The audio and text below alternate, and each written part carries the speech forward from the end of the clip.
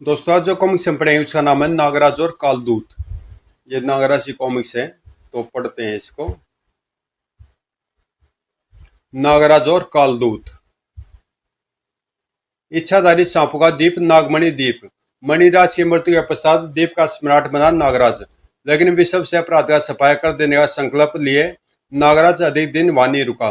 Professor नागमणि द्वारा तैयार किए गए नकली नागराज की खोज में चल पड़ा वह। उसके बाद नागमणि द्वीप की बागडोर राजकुमारी विसर्पी के हाथ में थी। नागराज द्वीप तक कैसे पहुंचा, जानने के लिए पढ़े प्रलयंकारी मणि और शंकर शहनशाह। और ये दोनों कॉमिक्स आपको मिल जाएंगी प्लेलिस्ट में, नागराज का फोल्डर है उसके अंदर। लेकिन उस दिन द्वीप पर एक हंगामा सा मच गया। राजकुमार जी, राजकुमार जी, नाग सैनिक बोला। द्वीप पर फिर बाजों ने आक्रमण कर दिया है। राजकुमार जी, वे कई नागों को उठाकर ले गए हैं। क्या? राजकुमारी विसर्पी सिंहासन से उछल पड़ी। उसने झपट कर अपने शस्त्र उठा लिए। जल्दी चलो पुजारी बाबा, हमें कुछ करना होगा। उधर बस्ती में भयानक बाजों ने नागों के बीच आतंक फैलाया हुआ था। क्वैक क्वैक, उफ, ओह। तभी नाग कुमारी विसर्पी क्रोध में उफनती हुई वही वहां पहुंची। अपनी प्रजा और सैनिकों की बाजों द्वारा होती दुर्दशा देख उसने अपना धनुष बाणों पर तान दिया। मैं इन्हें जिंदा नहीं जाने दूंगी पुजारी बाबा। क्वैक, सर खच। और अगले ही क्षण उसने बाजों पर बाणों की वर्षा कर दी। क्वैक खच सर। उस भयानक हमले से घबराकर बाजों का झुंड आकाश की ऊंचाइयों में खो गया। आज भी बाज हमारे कई नागों को दबोच कर ले जाने में सफल हो गए। द्वीपवासियों ने राजकुमारी को घेर लिया। राजकुमार जी, हमें इस मुसीबत काल तो ढूंढना ही होगा, वरना एक दिन यह द्वीप वीरान हो जाएगा। इस मुसीबत को केवल एक ही व्यक्ति समाप्त कर सकता है और वह है नागराज, नाग सम्राट नागराज। जैसे भगवान ने उनकी पुकार सुन ली, आसमान हेलीकॉप्टर की आवाज से गड़गड़ा उठा। गड़ गड़ गड़। और नाग मानवों में एक हर्ष की लहर दौड़ पड़ी। वे खुशी से चीख उठे, नागराज, लो नागराज आ गया। नागराज हेलीकॉप्टर मैदान में उतारकर द्वीप वासियों के पास पहुंचा। राजकुमारी विसर्पी, पुजारी बाबा, ये सब क्या हो रहा है? द्वीप पर बाजों का आक्रमण हुआ था नागराज, वे हमारे कई साथियों को उठाकर ले गए। नागराज क्रोधित हो उठा। ओह, इन शैतानों को समाप्त करने का कोई उपाय शीघ्र ही सोचना पड़ेगा। तभी हेलीकॉप्टर पर चढ़ा शुल्कंठ चीखा, राजकुमारी, पुजारी बाबा, क्या हुआ शुल्कंठ? ओह, इसे क्या हुआ? देखे, यहाँ एक अन्य मानव भी है। यह सुनते ही प्रहरी नाग क्रोध से फुंकारते हुए हेलीकॉप्टर की ओर लपके। ओ नहीं, ठहरो! फू! नागराज विद्युत की तेज से हवा में लहराया। ठहरो, रुक जाओ! फू! क्रोधित नाग प्रहरी को वहीं छोड़ रोककर नागराज हेलीकॉप्टर में घुस गया।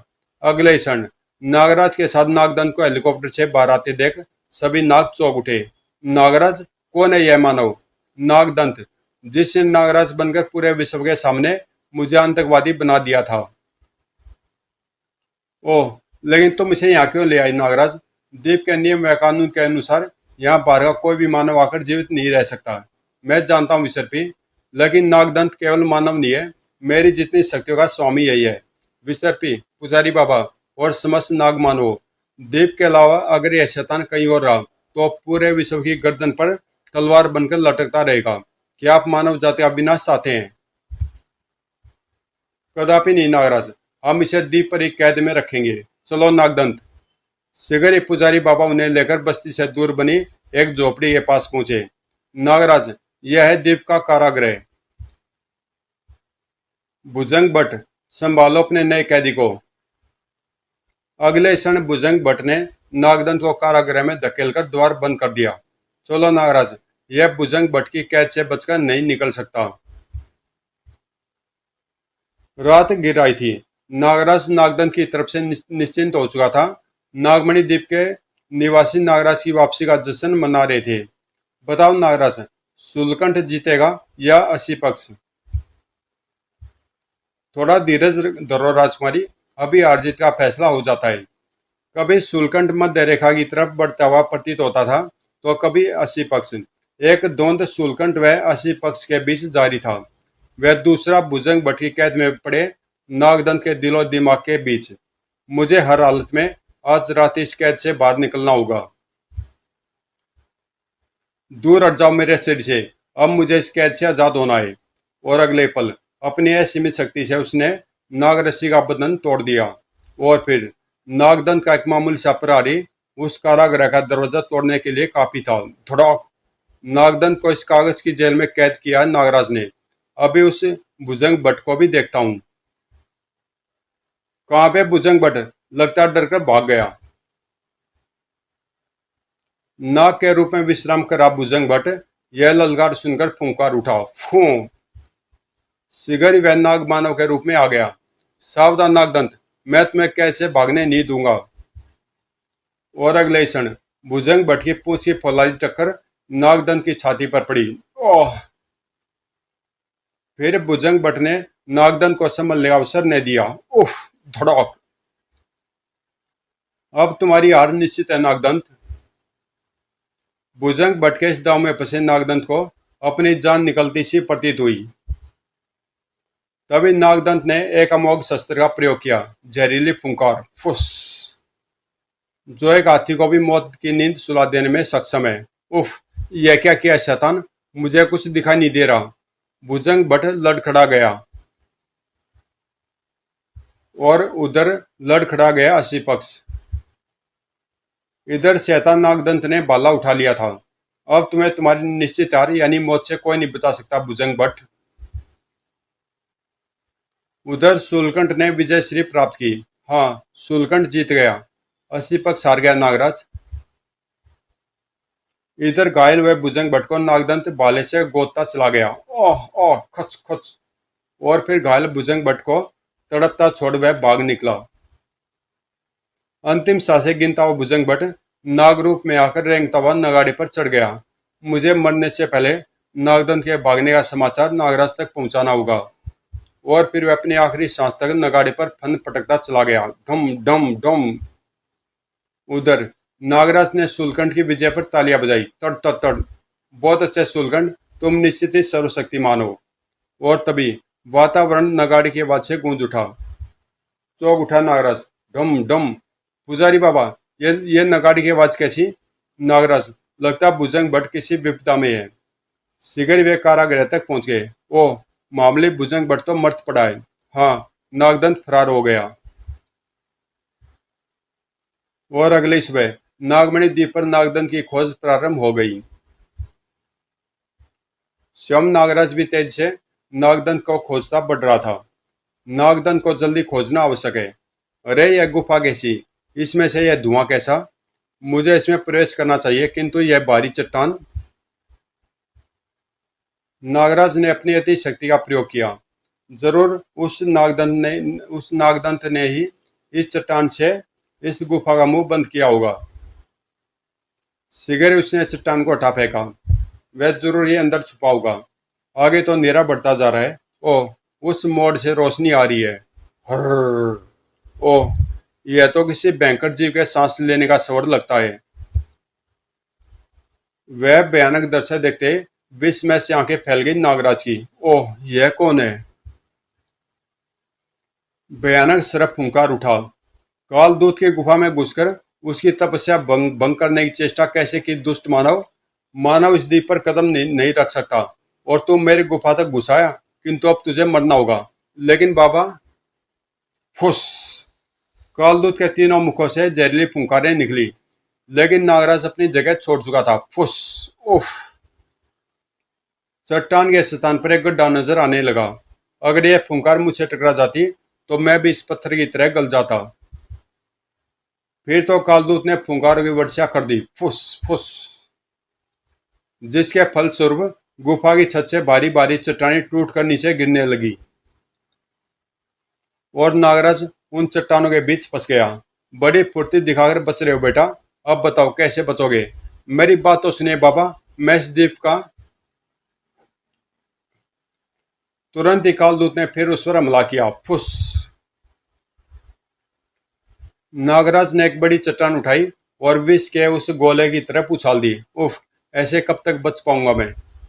नागराज जैसे बलशाली के भी आज दांतों तले पसीना आ गया। कालदूत के अगले फुंकार का सामना उसने अपनी जहरीली फुंकार से किया। आज मौत निश्चित है नागराज। सर फुस। दोनों के टकराने के परिणाम स्वरूप कालदूत के फुंकार ने अपना थोड़ा रास्ता बदल दिया, किंतु फिर भी वह नागराज के कंधे को झुलसा गई। उफ।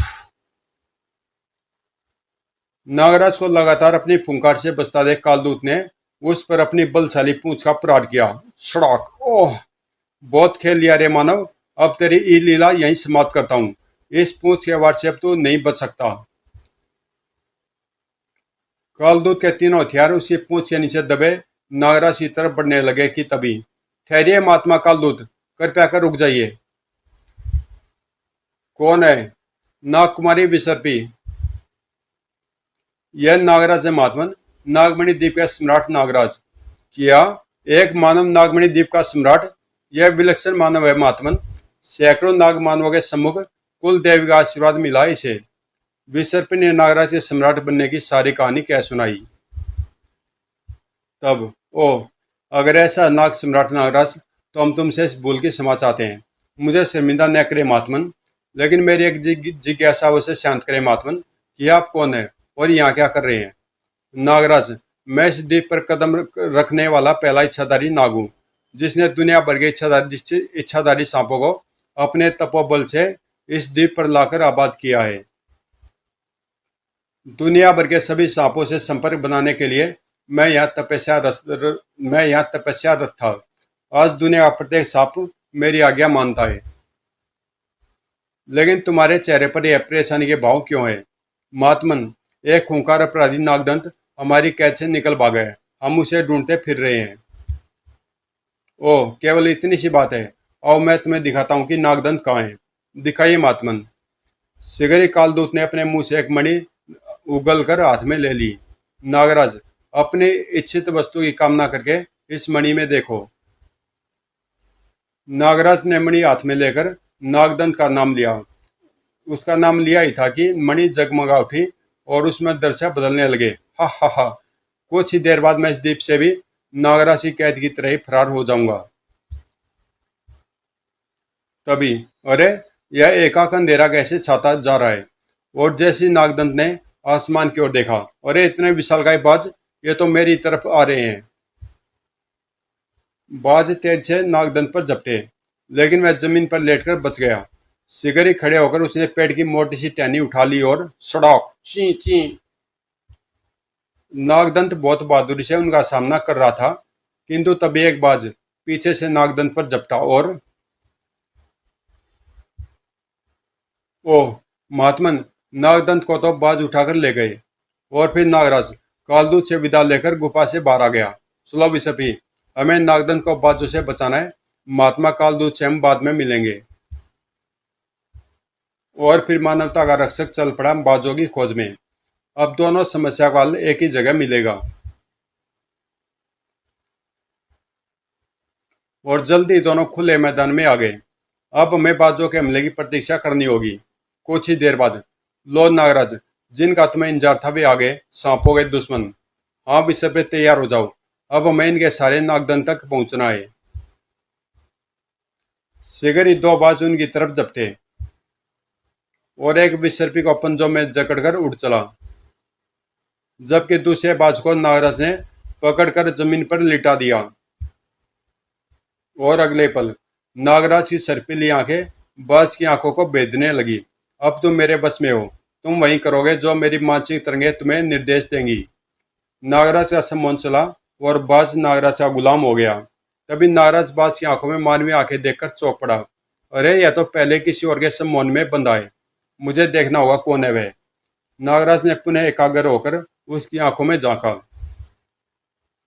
अगले पल बाज की आंखों में एक आकृति उभरी और कुछ ही देर बाद नागराज बाज के पंजों में जकड़ा आकाश की ऊंचाई में उड़ा जा रहा था। मुझे अपने आका के पास ले चलो। जल्दी नागराज को वह बाज नजर आने लगा जो विसर्पी को लिए उड़ा था। अरे, वह तो उस द्वीप की तरफ उड़ रहा है। उधर वह बाज विसर्पी को लेकर टापू की धरती की तरफ बढ़ने लगा। अगले पल वह एक विशालकाय बाज की मूर्ति के ऊपर मंडरा रहा था। और फिर मूर्ति की खुली हुई चोंच के ऊपर पहुंचकर उसने विसर्पी को उस बाज के मुंह में छोड़ दिया। नागराज वहीं एक पेड़ पर छिपा इस दृश्य को देख रहा था। ओह, यह क्या भला है! न जाने इस मूर्ति के गर्भ में क्या है और विसर्पी किस हाल में होगी। दिन में इन आदिवासियों को छेड़ना ठीक नहीं होगा। पहले देखता हूँ कि विसर्पी को छोड़कर यह बाज कहाँ जाते हैं। और अगले पल वह पुनः बाज के पंजों में जकड़ा उड़ चला। ओह, इतने सारे बाज और यह गेंडा! यह जरूर इनका प्रशिक्षक होगा। नागराज को एक पेड़ पर छोड़कर बाज पिंजरे के दरवाजे में प्रविष्ट हो गया। ओह, अंतिम बाज साहुल भी आ पहुंचा। इसका मतलब आज दो बाज मारे गए। और बाजों के प्रशिक्षक बाजूली के जाने के बाद तो मुझे इन बाजों को खत्म करना है, किंतु कैसे? तभी अचानक उसके दिमाग में एक विचार कौंधा। वाह, अगर मैं इनके पीने के पानी में विष मिला दूं तो यह सब पानी पीते समाप्त हो जाएंगे। नागराज पिंजरे के दरवाजे को खोलकर अंदर घुस गया। है तो यह अमानवीय कार्य ही, किंतु इतनी बड़ी नाग जाति की रक्षा के लिए मुझे इन कुछ बाजों की बलि लेनी ही पड़ेगी। Quack quack. किंतु उसके अंदर घुसते बाजों ने शोर मचाते हुए उस पर हमला कर दिया। नाग जाति की रक्षा के लिए नागराज उन 50 खूंखार दरिंदों के बीच घुस गया था। उफ! और इनके शोर मचाने से तो इनका प्रशिक्षक सतर्क हो जाएगा। बाज अपनी चोंचों व पंजों से उस पर हमला करने लगे। उफ! मुझे अपनी आंखें इनके प्रहारों से बचानी होगी। बाजों के घातक प्रहारों को मुस्कुराकर सहते हुए आखिर नागराज ने पानी को अपनी फुंकार से विषैला कर ही दिया। फुस! किंतु तभी तड़ाक! यह था बाजों का प्रशिक्षक बाजुली, जो बाजों का शोर सुनकर वहां आ गया था। कौन है रे दुष्ट? बाजुली के बाजों को मारने आया है? इन शैतानों को तैयार करने वाले शैतान, तुझे यहाँ तेरी मौत खींच लाई है। और फिर वह पिंजरा एक अखाड़ा बन गया, जिसमें एक तरफ नागराज था तो दूसरी तरफ 51 पहलवान। सावधान बाजुली! सोए! शक्तिशाली प्रहार के फलस्वरूप बाजुली उछला और धड़ाम। किंतु बाजुली फुर्ती से उठा और दोनों भिड़ गए एक दूसरे से। दोनों ही शक्ति में एक दूसरे से बढ़कर थे। परंतु नागराज को साथी बाजों का भी सामना करना पड़ रहा था। फुस! टक्कर बेजोड़ थी दोनों की। नागराज बाजुली का भी सामना कर रहा था और मौका मिलते ही बाजों को भी मार रहा था। क्वैक कड़ाक! नागराज का फंदा बाजों की जान बहुत आसानी से ले लेता था। अब की बार नागराज ने एक तीर से दो शिकार का एक अनोखा तरीका निकाला और क्वैक क्वैक उसने बाजुली को उठाकर बाजों के झुंड पर उछाल दिया। बाजुली के भीमका शरीर के नीचे दबकर एक दो वहीं धराशायी हो गए। चमत्कारी शक्तियों का मालिक बाजुली अब क्रोध से कांप उठा। और ए दुष्ट, अब बहुत खेल हो चुका, ले बच अब मेरी मानसिक शक्ति के प्रहार से। और उस जबरदस्त मानसिक शक्ति के प्रहार के फलस्वरूप नागराज उछलकर दूर जा पड़ा। कड़ाक! उफ! यह तो बहुत खतरनाक है। और अगले कुछ ही जबरदस्त प्रहारों ने नागराज को बेदम कर दिया। हाय! उफ! नहीं नहीं नहीं, क्यों ले, अब मर इस घातक शक्ति से। कितना घातक था वह वार! बाज की आवाज भी न निकल पाई और उसके प्राण पखेरु उड़ गए। नागराज की शक्ति जवाब दे चुकी थी। वह खड़ा न रह सका। बचा लिया तुझे इस बाज ने बेटा, पर अब नहीं बचेगा। उफ! लगता अब बचूंगा नहीं, दिमाग से काम लेना होगा। बाजुली उसकी तरफ बढ़ा। बाजुली ने नागराज को बाहों में कसकर जैसे उसे पलटा। फुस! नागराज ने घातक विष उसके मुंह पर उगल दिया और नागराज का यह चूक वार बाजुली को महंगा पड़ा। ओह! वह तोराकर गिर पड़ा और बेहोश हो गया। अब नागराज अपनी पूरी शक्ति बटोर कर खड़ा हुआ। मुझे अभी और शैतानों का सामना करना है। फिर नागराज काल बनकर उन बाजों पर टूट पड़ा। फुस! नागों की मौत के दूत बाज नागराज की विषैली फुंकार का सामना न कर पाए। उफ! यह दोनों आखिरी हैं। नहीं नहीं, यह तूने क्या किया? मेरे वर्षों की मेहनत से सिखाए वह पाले हुए मेरे सभी बाजों को मार दिया तूने। किंतु अब नागराज ने बाजुली को संभलने का मौका नहीं दिया। धड़ाक, वह उछलकर बाजुली के सीने पर सवार हो गया और जब तक उसके प्राण नहीं निकल गए उसने अपने पैर नहीं हटाए। मरते वक्त यह जान ले दुष्ट कि मैं नागराज हूं और तूने अपनी मेहनत गलत काम में लगाई, इसलिए तेरी जिंदगी के साथ वह भी व्यर्थ गई। फिर नागराज उस बेमिसाल अखाड़े में से 51 पहलवानों को मार विजयी होकर बाहर निकल रहा था। ओह, रात गिराई है। नागराज एक दिशा में बढ़ चला। आज उसे काम भी तो बहुत थे। चलो, बाजू का संकट तो हमेशा के लिए टला, पर अब मुझे विसर्पी नागदंत व अन्य नागों को ढूंढना है। कुछ देर बाद, अरे यह तो मैं समुद्र के किनारे पहुंच गया, किंतु यह चमक कैसी? यह तो कोई जहाज है और कबीले वाले भी मसाले लिए यहाँ खड़े इशारे कर रहे हैं। रॉकी, फटाफट स्टीमर उतारो और आइलैंड पर पहुंचो। और जल्दी। रॉकी का स्टीमर द्वीप के किनारे आ लगा। आओ रॉकी साहब आओ, इस बार तो बहुत माल आपके लिए। हम भी तो माल लाए हैं, तुम्हारा सरदार कंगालू। नागराज हैरान था यह सब देखकर। ओह, यह तो स्मगलर लगते हैं, पर इनका यहाँ क्या काम? पीछा करके देखता हूँ। एक सुनसान स्थान पर वे सब ठिठक गए। रॉकी साहब, अब इस काम में बहुत मुसीबतें आ गई हैं, आपको हमारे मेहनत ताना बढ़ाना होगा। जरूर, मैं बॉस से बात करूंगा। एक आदिवासी ने बढ़कर जमीन पर लगा एक ढक्कन उठाया।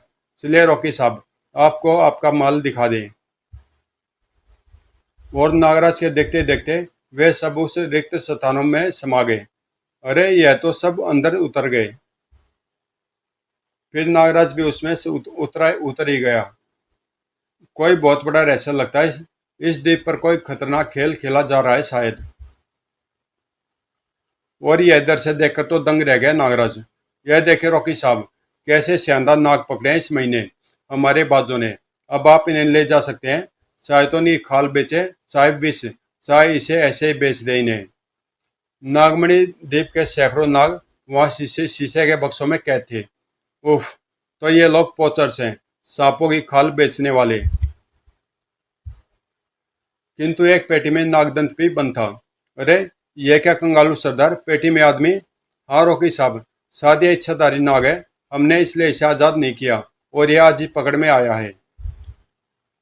तभी एक गनमैन जोश में बोल पड़ा।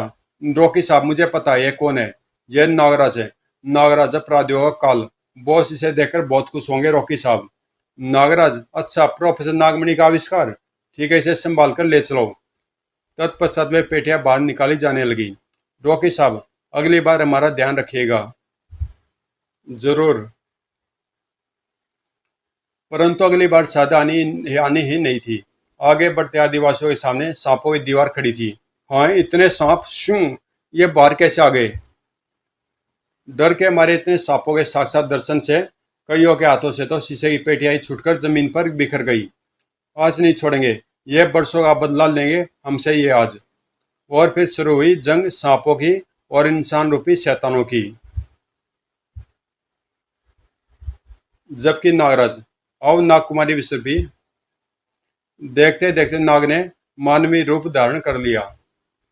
नागराज, तुम यहाँ अलग खड़े हो? अरे तुम तो बहुत घायल हो। हाँ नागकुमारी, किंतु मैं अलग नहीं खड़ा। मैं रॉकी पर नजर रखे हुए हूँ, जो नागदंत को लेकर भागने की फिराक में है। उधर चलो, जल्दी चलो, सब गड़बड़ हो गया लगता है, पर इसे तो हम बचाकर ले ही जाएंगे शिप में। लेकिन नहीं, रुक जाओ रॉकी साहब, अब एक कदम भी आगे न बढ़ाना। चौक उठा रॉकी, फिर भी उसने नागराज पर गोलियों की बौछार कर दी। हाँ, एक और नागराज, तुर। किंतु उसे लगा कि उसकी गन में नकली गोलियां भरी थी। धड़ाक, क्योंकि उसके चेहरे पर पड़ने वाला नागराज का प्रचंड गुस्सा उसे असली लगा। फिर दोनों आदिवासी भी पेटी फेंककर नागराज पर झपटे। खचाक, दोनों ने भाले नागराज के जिस्म में प्रवेश कर दिए, किंतु नागराज के वार वह भी न सह पाई। धड़ाक, नागकुमारी विसर्पी ने दौड़कर वह भाले नागराज के पेट से बाहर खींच दिए। ओह नागराज, ये क्या हुआ? कुछ नहीं विसर्पी, मुझे इन घावों से कुछ नहीं होता। मेरे घाव अपने आप ठीक हो जाते हैं। रॉकी ने मौका देकर गन सीधी की और नागराज ने विसर्पी को धक्का देकर बचा ही तो लिया उन जानलेवा गोलियों की बौछारों से। तर तर तर हट जाओ विसर्पी, हट जाओ। पलक झपकते नागराज पलटा और ओह! नागराज के शरीर में वास करने वाले नागानंद ने व नागनाथ ने अगले पल रोकी के प्राण ले लिए। तभी वातावरण स्टीमर के इंजन की आवाज से गूंज उठा। ओह! यह स्टीमर में कौन भागा? नागदंत! अरे नागदंत कहाँ गायब हो गया? लगता है वह भाग गया नागराज। और उनके देखते देखते स्टीमर दूर होता चला गया। आओ विसर्पी, पहले हम इस द्वीप के सरदार से मिल ले। चलो नागराज। नाग सम्राट नागराज व नागकुमारी विसर्पी सरदार कंगालू की बस्ती में पहुंचे, जहां नाग मानवों ने कंगालू को कैदी बना लिया था। आओ नाग सम्राट नागराज, राज सिंहासन ग्रहण करो। नागराज सिंहासन पर बैठ गया। सरदार कंगालू, हमारी तुमसे कोई दुश्मनी नहीं है। हमने अपने दुश्मन बाजों को व उनके प्रशिक्षक बाजुली को समाप्त कर दिया है। अब हम अपने द्वीप पर चले जाएंगे, किंतु तुम्हें हमको वचन देना होगा कि आगे से ऐसा कोई घृणित कार्य तुम दोबारा नहीं करोगे। हम तुम्हें वचन देते हैं नागराज। तब कंगालू ने नागराज को अपने स्मगलरों से गठबंधन की पूरी दास्तान कह सुनाई। सरदार कंगालू, हम तुम्हें दाल मसाले व और भी बहुत सी चीजें देंगे। बदले में तुम्हें हमें सांप देने होंगे, सैकड़ों हजारों सांप। फिर उनके बताए तरीके से हमने तुम्हारे द्वीप के शेष सांप पकड़े। चोंच में छोड़ा गया सांप सीधे नीचे जाता और वहां रखी पेटी में गिरता, जिसे हमारे आदमी बंद कर देते। सरदार कंगालू, क्या तुम्हें पता ही है शैतान कहाँ से आते थे और किसके लिए काम करते थे? नहीं नाराज, ज्यादा तो मुझे नहीं पता, लेकिन एक बार मैंने रोकी से सुना था कि इनका बॉस कुवैत का एक शेख यूसुफ बिन अली खान है। पूरे विश्व में उसका जानवरों का व्यापार चलता है। ओह! फिर वह रात वहां गुजारकर नागराज, नागकुमारी व अन्य नागमानव अगले दिन अपने द्वीप पर लौट चले। नागराज, आज तुमने संपूर्ण नागमणि द्वीप वासियों को अपना ऋणी बना लिया। लेकिन नागराज के मस्तिष्क में केवल दो नाम हथौड़ी की तरह बज रहे थे, यूसुफ बिन अली खान, नागदंत। तो दोस्तों, कॉमिक्स यहीं पे समाप्त होती है और मिलते हैं किसी अगली कॉमिक्स में।